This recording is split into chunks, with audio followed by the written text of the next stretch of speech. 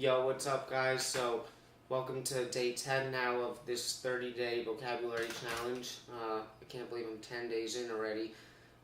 So today I wanted to look at just this really cool line from Herbie Hancock's classic Chameleon, which I'm sure most of us are familiar with and love. This is just one of the chillest pieces of music ever, in my opinion. So, I just took a line from his solo in the second half of the song that I just really like. I just wanted to kind of learn it, see what it is, see if I can find anything unique about it. So, I'm going to play it for you first, then I'll try and play with it, and I'll also try to play it a little slower for you, and I'll talk about it a little bit. So, I'm going to start it a couple seconds before, like I usually do. It's actually, I would consider it like 2 lines in a row, like in succession. It's like one line and the line that comes after it, so.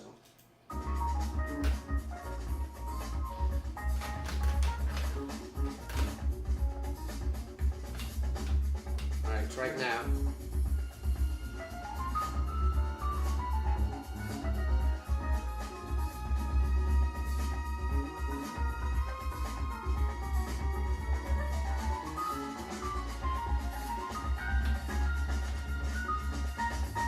Okay, so I'm going to play it back, and I'm going to try to play it with it now. I've been practicing it a little bit today, but I just learned it today, so I hope I get it correct, but we'll see how it goes.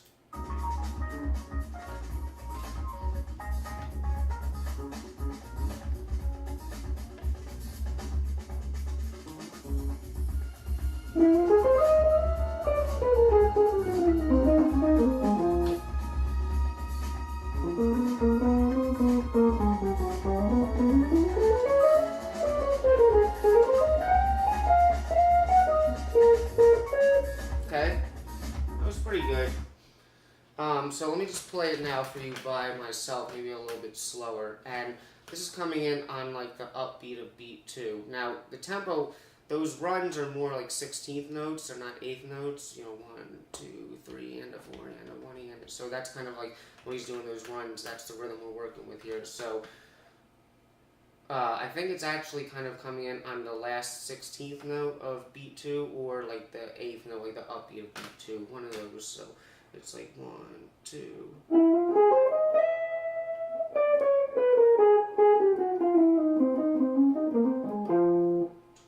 3, 4, 1, 2.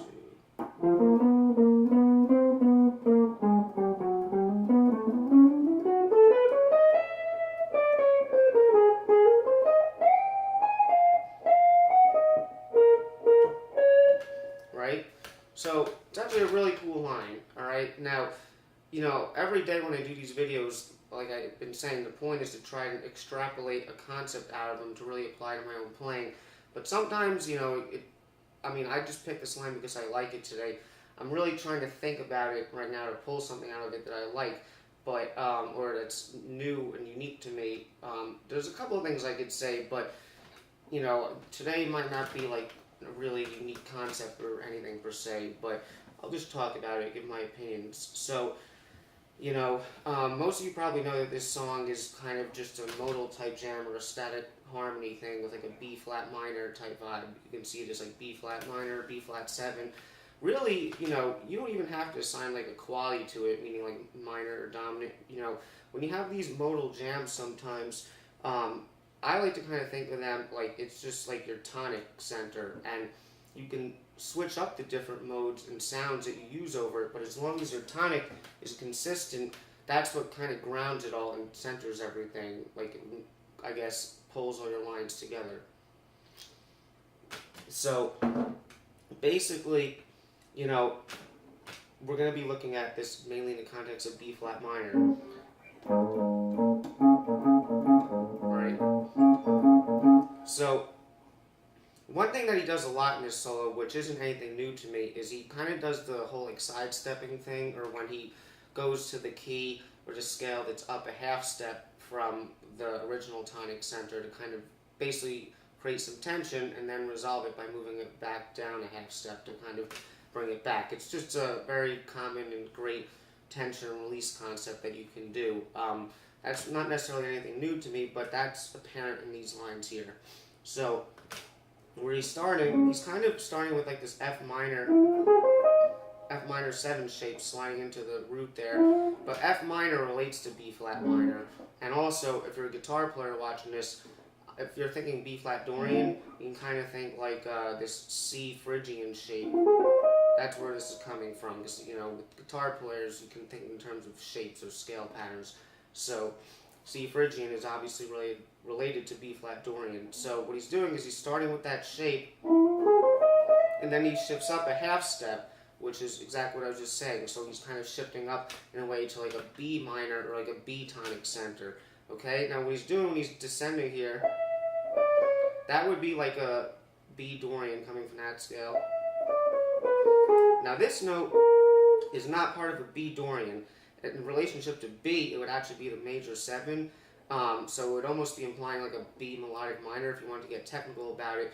But, you know, that's actually the first example of the main thing I want to kind of exemplify here, which is that, you know, if you have like a basic tonal center, whether it's like a minor chord or dominant or whatever, you know, there's certain notes that need to be there if you really want to like play or imply that sound. Meaning, like, if you have a minor scenario, you don't want to play the major 7, although you kind of could if you know how to. Or, I'm sorry, not the major 7, the major 3rd. But in terms of all the intervals or tensions that are like more like the color tones, you can kind of mix and match them in the middle of your line, so you're kind of like simultaneously implying different modes. So it's like when he goes down here, that's just like a regular B minor thing, but this note here would be implying like melodic minor because this is the major 7.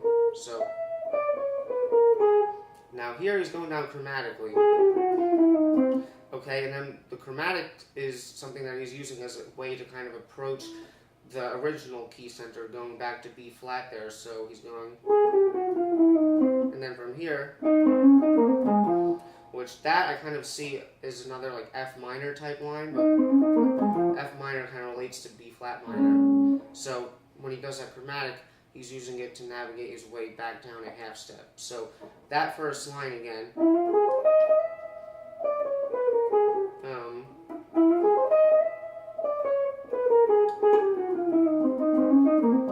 You know, so that line, I mean, again, this isn't a new concept to me, but the thing that I would take from it is how you can shift up a half step to kind of create some tension in your lines before bringing it back down to resolve it. Alright? Now, this next line is really cool, and I particularly like the way that it starts out, mainly because of the rhythm. The rhythm here is so good, the way it grooves. Pretty sure it's starting on the, like, the upbeat of beat 3. You know, 1, 2... Or actually, I think what the first 2 notes would be like if you have like a 8th note triplet in beat 3. I think he's starting on the second one, like triplet, triplet, triplet. So that's what he's doing. So he's using a lot of chromatics here, but again, the really cool thing about this is like, if this is your tonic center, B flat, he's playing the flat 9 and the 9. So this is kind of what I'm talking about here. You know, depending on what mode you use, in a minor context, for example, you'll have minor modes that have flat 9, like Phrygian, for example, but you also have the ones that have the regular 9 or 2nd, like Dorian or Aeolian or anything else. And he's using both, though. And the thing is, you know, I'm kind of getting over-analytical here, but you could just kind of see it as chromaticism and passing tones and whatnot, but to me, the way I see this part of the line, it's not like he's using these notes in like a passing tone kind of way. I think that they're all important parts of the melody here. Like, for example, if we look at the line I just showed you, when he does this, that's more of like a chromatic passing tone concept to me. He has a starting point and he's just going down chromatically to a destination. But in this next line, the way he's using these chromatic notes is more melodic to me. You know what I mean? So a really cool thing to take is how you could use, like say in the context of a minor chord like what we have here, if you have like a modal jam, you can build lines where you have both the flat 9 and the regular 9 and use them melodically to make interesting melodic statements, you know? So from there, even there, if this is the flat 7 to B flat, this is the regular 13 or 6, and this is the flat 6 or flat 13. So same thing again here. Typically, the 6 or 13 in relationship to a tonic is a color tone, and depending on what mode it is, you'll either have one or the other. But the way he's using them here is really melodic, and again, not necessarily like passing tones. Maybe, I mean, honestly, it can be debated, but that's the way I see it. But he's using both of them, which make it sound cool. And then he's doing this little enclosure, and he's going up now, so he's shifting up to the key a half step up again. Okay? And that's kind of like, I'm seeing that as like an A major shape almost, which is related to B Dorian, which again is the scale, it's a half step up. Skipped over to 7. Now there, okay, so when he was down here, he has the regular 11 or regular 4, but at the top of the line, he has the sharp 11. So again, he's using modal mixture in the middle of the line, so it's not like a either or mode, or like clearly playing a line that has one and then the other. He's using or implying two modes in a way almost simultaneously within the same line. And then that's like his target note. And then look, so he went with those notes, but when he goes down to that, so he's going back to the other mode there.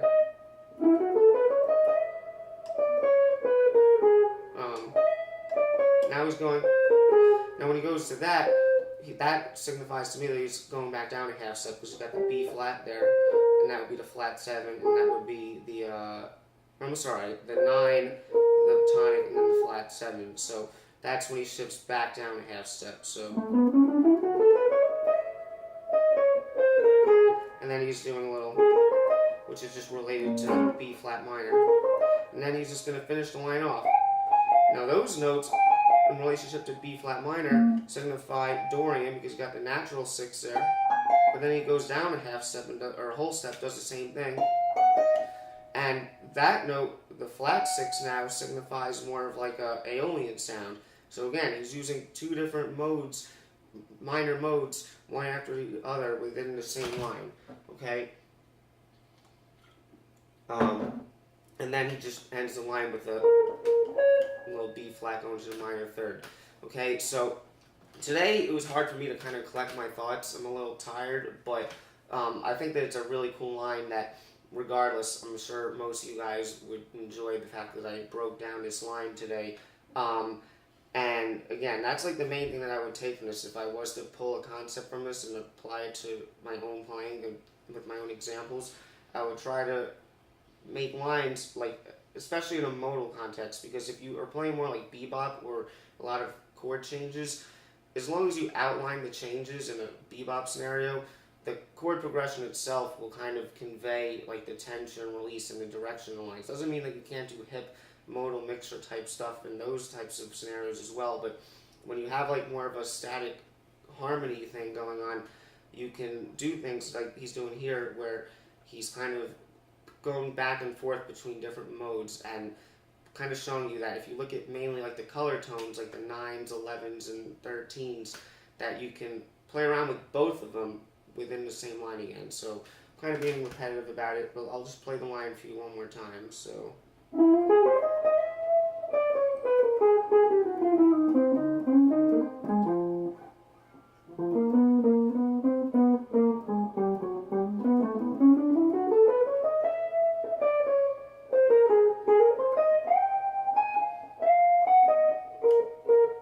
Okay, so hopefully you took some stuff from that. Hope you enjoyed it, and I'll see you tomorrow.